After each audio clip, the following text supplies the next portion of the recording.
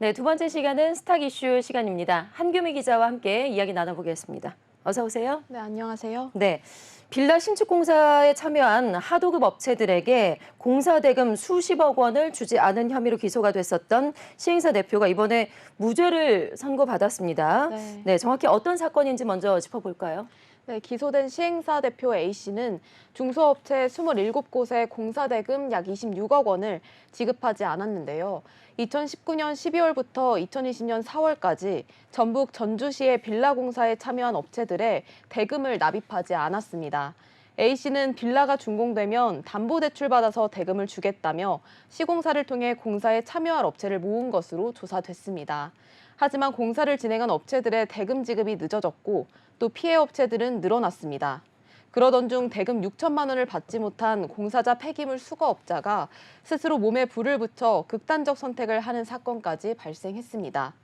A씨는 결국 피해 업자들로부터 고소를 당했고 수사에 나선 검찰은 A씨가 혐의가 있다고 보고 구속 기소했습니다. 네, 스스로 몸에 불을 붙여서 극단적인 선택을 할 정도로 사건의 파장이 적지가 않은데, 자, 그런데요, 재판부에서는 이 사건에 대해서 무죄를 선고를 했단 말이죠. 네. 어떤 이유가 있을까요?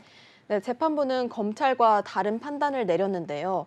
재판부는 이 법원이 적법하게 채택해 조사한 증거들에 의하면 피해 업체들이 공사에 참여하게 된 경위가 다양하다고 언급했습니다. 또 피고인이 사기죄에 대해 책임을 지려면 시공사에 대한 우월적 의사 지배가 있어야 하고 또 시공사를 통해 피해자들을 속였다는 점이 인정돼야 하는데 그럴 만한 증거가 부족하다고 말했습니다. 네, 증거가 부족했다.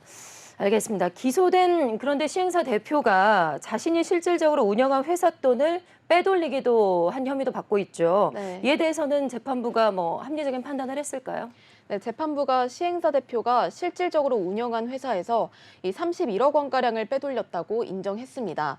시행사 대표 A씨는 공범과 함께 두 차례에 걸쳐 회사 돈 약 31억 500만 원을 임의로 횡령한 혐의를 인정받았는데요. 그리고 재판부는 횡령 혐의에 대해 유죄로 보고 징역 3년을 선고를 했습니다. 재판부는 피고인은 자금을 보관하고 관리 집행할 수 있는 지위를 이용해 거액을 횡령하고 또 법인 자금의 전부에 해당하는 돈을 마치 개인 계좌에서 인출하듯 손쉽게 이용한 점은 죄질이 좋지 않다고 말했습니다. 또 다른 죄와 동시에 재판받았을 경우 형평성을 고려해야 하는 점과 나이나 성행 등 여러 조건을 고려해 형을 정했다고 판시했습니다. 네, 알겠습니다. 자, 두 번째 이슈 짚어보겠습니다. 우리은행이 독일 헤리티지 파생결합증권 DLS 펀드 투자자에게 투자 원금 전액을 돌려주기로 결정을 했습니다. 자, 금융감독원의 결정을 결국에는 수용하기로 한 건데요. 한 기자, 그 독일 헤리티지 파생결합증권은 어떤 건지 설명을 먼저 해주시죠. 네, 이 독일 헤리티지 DLS는 독일 정부가 문화재로 지정한 부동산을 이 현지 시행사가 매입하고 개발해서 수익을 내는 구조인데요. 국내에서는 신한투자증권, NH투자증권, 그리고 우리은행 등이 2017년 4월부터 2018년 12월까지 이 펀드를 4,835억 원가량 판매했습니다. 헤리티지 펀드 판매 규모는 4,835억 원인 건데요. 이 판매 규모는 신한투자증권과 NH투자증권을 선두로 하나은행과 우리은행, 현대차증권, SK증권 순으로 많았습니다. 네, 앞서 전해드린 대로 금감원이 결국에는 투자 원금 전액을 반환하라라고 이야기를 했는데 네. 어떤 문제가 있었길래 투자 원금 전액을 반환하게 된 건가요? 증권사와 은행사들이 판매한 4,835억 원가량 중 4,746억 원이 환매되지 않았기 때문입니다. 해외 시행사의 사업 중단으로 인한 영향인데요. 이전에 증권사와 은행사들은 현지 시행사의 사업 이력과 신용도 그리고 재무 상태 등이 우수하다며 계획대로 사업이 가능하다고 설명했습니다. 금감원은 이런 부분이 투자자 착오를 유발했다고 판단했습니다. 그래서 금감원은 지난해 11월 21일 분쟁조정위원회를 열고 이 펀드 판매와 관련해 착오에 의한 계약 취소를 결정했습니다. 네, 앞서 얘기한 대로 해당 펀드를 판매한 은행과 증권사가 지금 한둘이 아닌데요. 네. 일단 신한 있죠, NH 있죠, 하나, 우리까지 등등 여러 곳이 있는데 결국에는 투자 원금 전액을 반환하라라는 금감원의 결정을 모두 다 따르기로 한 건가요? 네, 그거는 아닌데요. 이 금감원은 독일 헤리티지 펀드 분쟁조정위원회를 통해 착오에 의한 계약 취소 결정을 내렸다고 말씀을 드렸습니다. 그런데 이 금감원은 여기에 더해서 판매사들의 투자 원금 전액 반환을 권고했습니다.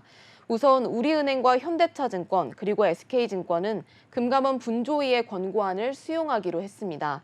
하지만 신한투자증권과 NH투자증권 그리고 하나은행은 금감원의 분조위 조정안을 수용할 수 없다는 결론을 냈습니다. 다만 투자금 전액은 지급할 예정이라고 밝혔는데요.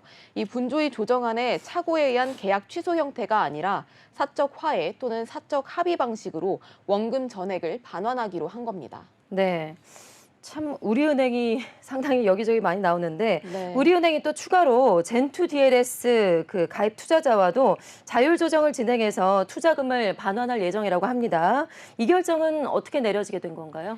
네, 이것도 앞서서 이제 헤리티지 펀드 투자에 대한 펀드에 대한 투자금을 반환하는 것과 같은 맥락인데요. 젠투 역시 환매가 되지 않고 있기 때문입니다.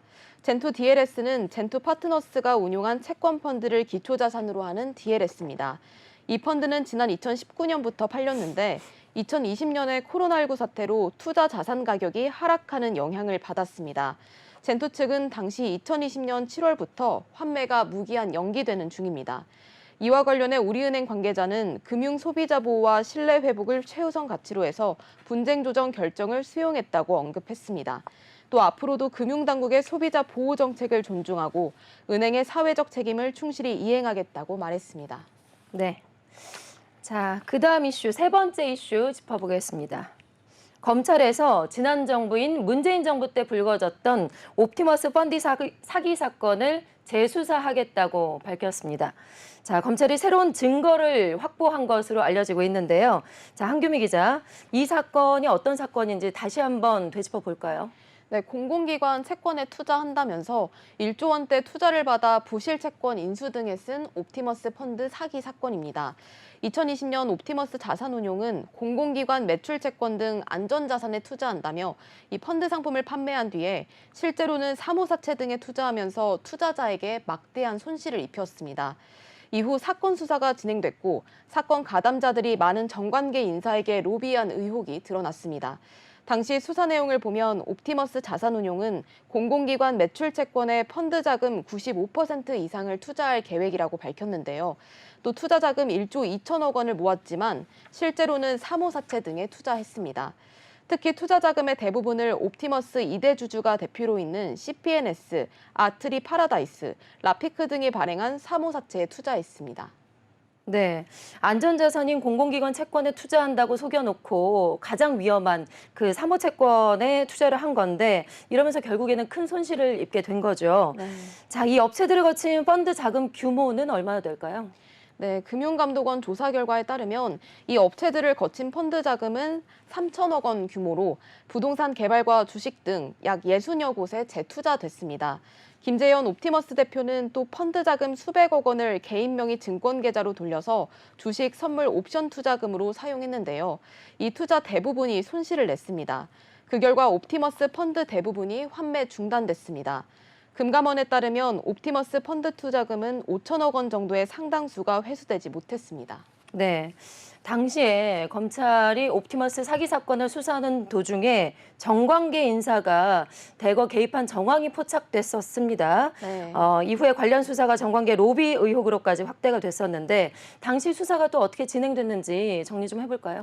네, 검찰 수사는 2020년 6월에 시작해서 1년 2개월간 지속이 됐는데요. 사건에 연루된 15명이 구속 기소되고 또 16명이 불구속 상태에서 재판에 넘겨졌습니다. 하지만 사건 주요 인물로 거론된 이들 대부분이 무혐의를 받았습니다.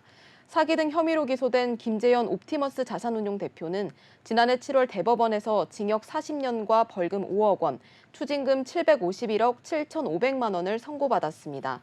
서울중앙지검 경제범죄 형사부는 알선수재와 사기방조 혐의 등을 받아온 인물들에 대해 증거가 부족하다며 무혐의 처분을 내렸고 또 옵티머스 사태가 이렇게 일단락됐습니다. 네, 1년 2개월 동안 사건이 진행돼서 수사를 했는데 일단락됐던 이 사건을 다시 재수사하겠다는 이유가 뭘까요? 네, 조선일보에 따르면 재수사에 나선 건 새로운 단서가 포착됐기 때문입니다. 중앙지검은 합수단에 자료를 넘기기 전 작년 말부터 사건 관계자들을 불러 기존 수사팀의 수사 내용을 점검했다고 합니다. 이 과정에서 새로운 녹취록을 입수했던 것으로 알려졌는데요. 해당 녹취록에는 비자금 조성과 돈 세탁 정황이 담긴 것으로 알려졌습니다. 네, 이 사건에 특히 야권 쪽에 정치 인사들이 상당히 많이 연루가 돼 있다고 하죠. 네, 정치적인 사건이 되지 않도록 공정하게 수사가 이루어져야 될 것 같습니다. 자, 그다음 이슈 짚어보겠습니다. 동일한 사고에 대해서 산재와 보험금을 중복 또는 허위로 청구한 혐의가 의심되는 근로자들이 금융당국에 적발됐습니다. 자, 한 기자, 몇 명이나 이번에 적발이 됐을까요? 네, 금융감독원은 17일에 근로복지공단과 출퇴근제에 대한 공동기획조사를 실시했는데요. 이 조사에서 산재보험급여와 민영보험금을 편취하는 부정수급 혐의자 61명을 적발했다고 밝혔습니다. 네, 보험금을 부정으로 수급한 사람들이 그야말로 제도를 악용한 셈인 건데 네. 부정수급이 가능했던 이유는 뭘까요? 네, 금감원에 따르면 2018년부터 출퇴근 중 발생한 사고에 대해서도 산재 보험 혜택이 제공되고 있는데요. 이른 아침이나 늦은 저녁 시간대에 사업장 밖에서 발생하는 단독 사고 비중이 높아서 목격자 확보 등이 어려운 점을 악용했습니다. 이번에 금감원 등에 적발된 61명은 같은 날이나 인접한 날에 발생한 사고에 대해서 각기 다른 사고 내용으로 산재와 보험금을 모두 청구한 경우가 대부분입니다. 네, 실제로 이게 뭐 사례로 있을까요? 네, 실제 사례로는 이제 근로자 A씨가 지난 2020년 자택에서 가구를 옮기다가 발등뼈가 골절된 사고를 입었는데요. 보험사에서 보험금을 지급받은 후 사고 당일 출근을 하던 중에 이 쓰레기 집화장에 정차하면서 넘어져서 다친 거라고 주장을 했습니다. 이로 인해 출퇴근제로 산재를 승인받았습니다. 또 근로자 B씨는 지난 2020년 자택 화장실에서 미끄러져 무릎을 다친 사고에 대한 보험금을 받기도 했는데요. 사고 하루 전 퇴근길에 발을 헛디뎌 무릎을 다쳤다고 주장하며 출퇴근제로 산재를 인정받았습니다. 이처럼 출퇴근제로 산재와 보험금을 거짓 청구한 경우가 있습니다.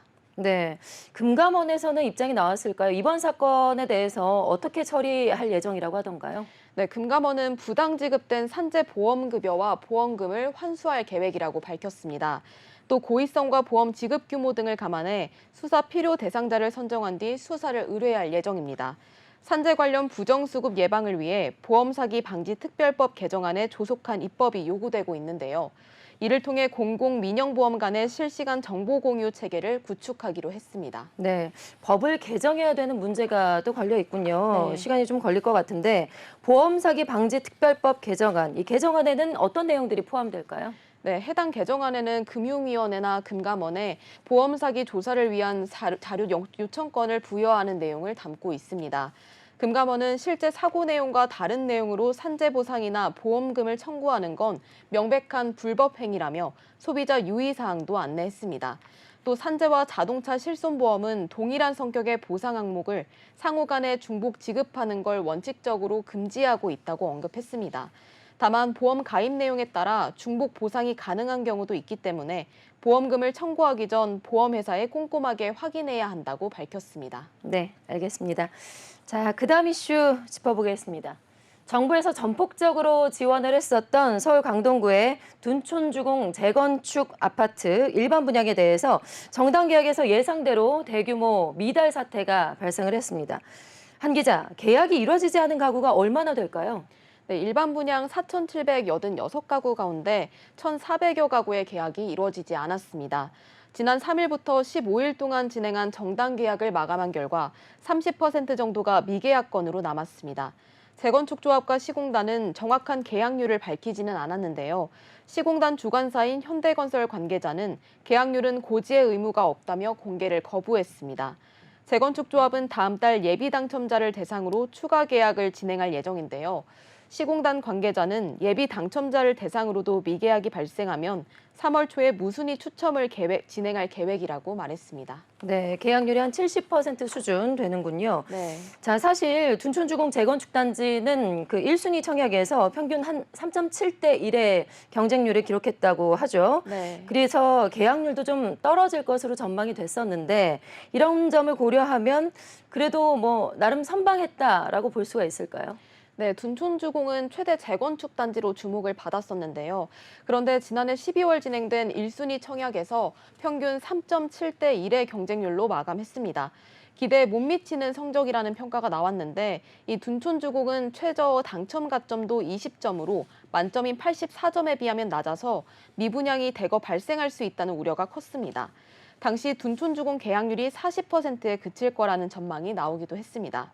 한 시공사 관계자는 정부의 부동산 규제 완화로 예상보다는 선방한 수준이라며 일부 남은 물량도 추가 절차가 진행되면 모두 소진될 것이라고 말했습니다. 네, 그러니까요. 그때 마침 정부의 부동산 규제 완화 정책이 발표가 됐었죠. 그래서 네. 그나마 좀 선방했다고 볼 수가 있을 것 같은데 부동산 규제 완화 정책에 대해서 좀 내용을 짚어볼까요?